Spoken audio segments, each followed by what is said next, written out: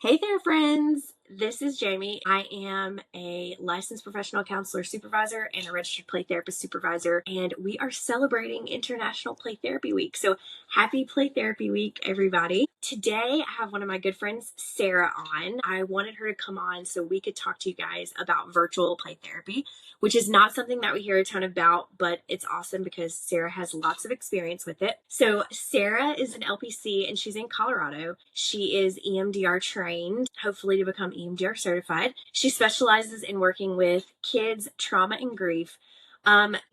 She's been doing play therapy for about 9 years, but she's just now got the opportunity and decided to start working towards her registered play therapist certification through the association. She also has a background in group therapy, family therapy, and thinking what tools or platforms or techniques or type of things do you use when you're doing virtual play therapy with these kiddos to make it effective. So like, where might you have them navigate to?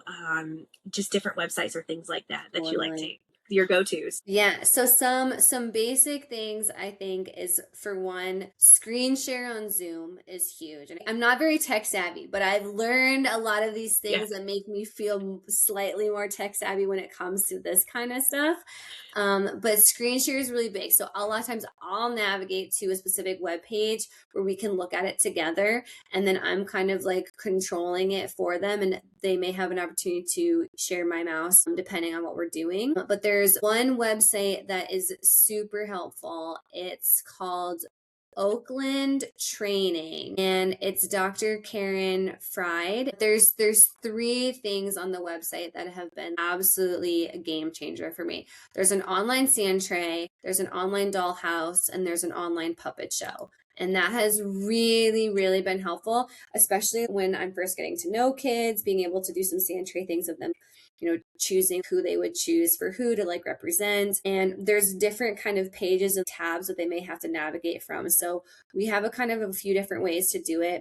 If I feel they're able to, I can let them use my mouse. And then we really work on boundaries when it comes to that, because they have a chance, if they use my mouse, they can use it. But if I tell them, okay, you need to stop so I can do what I need to do for our session or navigating to something else, that's a really firm boundary that I hold. So I think we talk a lot about boundaries and what's needed in the playroom for like safety and things that are important. It's kind of a similar way to do it in this sense. And for a lot of kids too, we have to really be working on directions for either things that if they're wanting me to navigate for them, if they're not able to use my mouse, they have to be really articulate in terms of what they're needing, dealing with some of the frustration if I happen to click on the wrong animal, which can happen, of like, what is that kind of patience and what does it feel like if I get something wrong? So that's a really big one. And then also for me, if I'm needing them to navigate to something, they're having to work on their step-by-step instructions in terms of like what they need to do.